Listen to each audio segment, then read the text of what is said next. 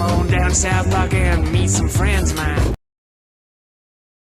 Important! These stories are not for children. South Park is rated TVMA for a multitude of reasons.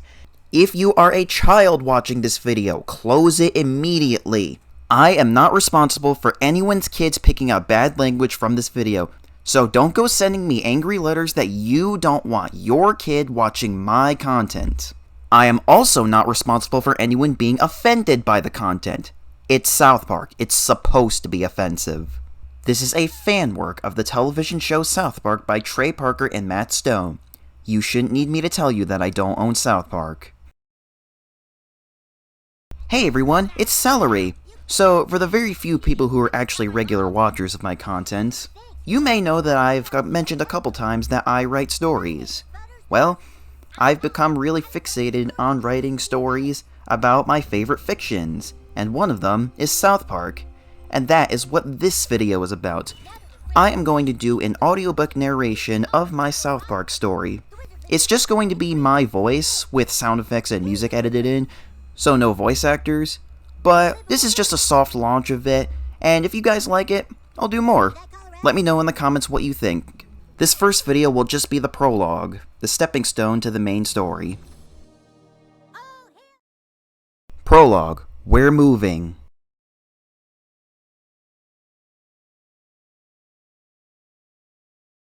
It was recess at a local elementary school somewhere in the United States. Some kids were playing on the seesaw, some kids were on the swings, one kid was riding on a horse spring. However, one kid was sitting all by himself on the merry-go-round. The boy was wearing more pink and purple than usual. He also had his hair freshened up, hoping someone would notice. No one really paid any attention, so he stood up and flipped his hair, and started to strut in a cute way in hopes of attracting attention. But he didn't attract the attention he was looking for, and he felt shadows dawn over him. "What do you think you're doing, sissy boy?" said a scary-sounding voice. The kid looked up and saw 3 6th graders standing before him, as his school goes from kindergarten to 6th grade. "Hey there, Forty. Where's your little doll?" asked the jerk. "Yeah, Forty, the doll that has boobs," remarked the asshole. "The boobs you wish you had." The kid said nothing. "Well, Forty, let me show you a neat trick," he said, and walked up to the kid. "It's called Titty Twisters!" The 6th grader grabbed the kid by his chest and twisted it painfully hard. The other 6th grader stuck his finger up his nose and pulled out a huge booger. He then flung it at the kid's face, knocking him over. The kid was about to barf, but he held it in. "We're not done yet, Forty," said the last 6th grader as he zipped his pants down. "Taste the salt!" He threw a water balloon full of a fresh yellow liquid at the kid. He got covered in it. This time he barfed all over the ground. "How's the yellow snow taste, sissy Forty?" asked the jerk, and they all kicked him while he was down, causing him to bleed. One of them kicked his arm really hard. Finally, they ran away, leaving him in his agony. At that moment, 2 teachers entered the yard from the school building. "Another one bites the dust," one sighed. "Come on, kid, let's get you to the nurse," the other instructed.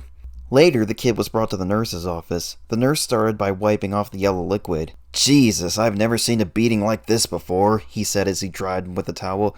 "Whew, you stink, kid." Eventually, the kid's parents walked into the office. "Oh my gosh!" his mom cried. "It's worse than I thought!" "Honestly, it's better than I thought it would be," his dad put in. "Oh my god, are you covered in piss?" The kid nodded. "Oh, that does it," his dad said angrily. "Nurse Smish, finish treating him, and then we're taking him home." The kid opened his mouth to protest. "Don't argue, son. I'm not letting this happen again," he scolded. The nurse wiped the mucus sludge from his face, and wiped and disinfected the bruise on his forehead. The kid's parents then escorted him to the car outside. They drove home with the stench of the pee balloon in the car. His dad rolled down the windows to let it out. "I had a feeling telling him that was a bad idea," he sighed. The kid's mind wandered back to the night before. "We want to be supportive of you, champ. Tomorrow, show the school who you really are." "Do it, sweetie. Express your true nature and feelings." "Honey, it wasn't our baby's fault," his wife soothed him. You're right, it's not. And that's why I want to pull him out of that school, his dad vowed. Pull him out? Spat his mom. Yes, there's too many bullies and not enough supervision. We'll just have to homeschool him for now, his dad told her. And we'll have to search for a school with a good reputation, and if we have to move to a new town to get him in it, then so be it. That's your solution? His mom asked sternly. That's my idea, what's yours? He asked. He doesn't have any friends anyway, do you, kiddo? The kid shook his head no. His mom said nothing for a few moments. We want what's best for our child, don't we? Asked his dad. His mom sighed. Yeah, you're right. Tonight we'll look through our options and plan our future ahead. Hopefully you'll be able to make some new friends, right, sweetie? The kid nodded, and his parents smiled at him through the mirror. Ah! His dad cried as he swerved. Hey, why don't you watch where you're going? Shouted another driver. Humph, his dad scoffed. Eventually, the family arrived home and walked through their doorway. Now, kiddo, I want you to go straight into the bathtub, his dad ordered. Wash yourself real good. Get that stench off you, okay? The kid walked into the bathroom and closed the door. The sound of the shower was heard from behind the door. Hopefully we can get a house with an extra bathroom, his mom said. About 15 minutes later, the kid came out of the bathroom with a towel wrapped around his whole body.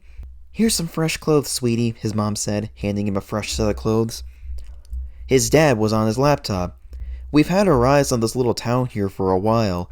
It seems to have gone through some shenanigans over the years, but its school has a pretty good track record. The kid slipped his shirt and pants on, and hopped onto the chair to look at the town on the computer.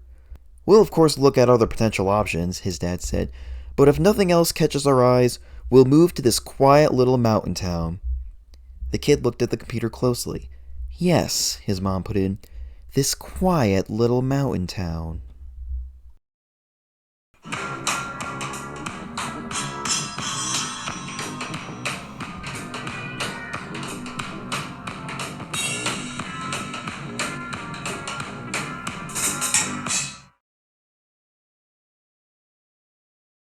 And that was the prologue.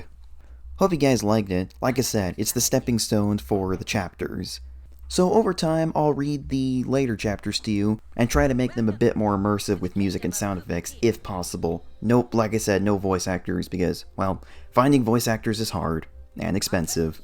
And by the way, the Stick of Truth gameplay I'm showing you, the new kid in this is supposed to give a little bit of indication of what the new kid in the story looks like.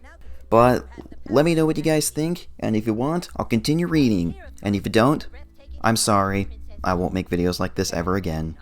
Alright, ta-ta for now!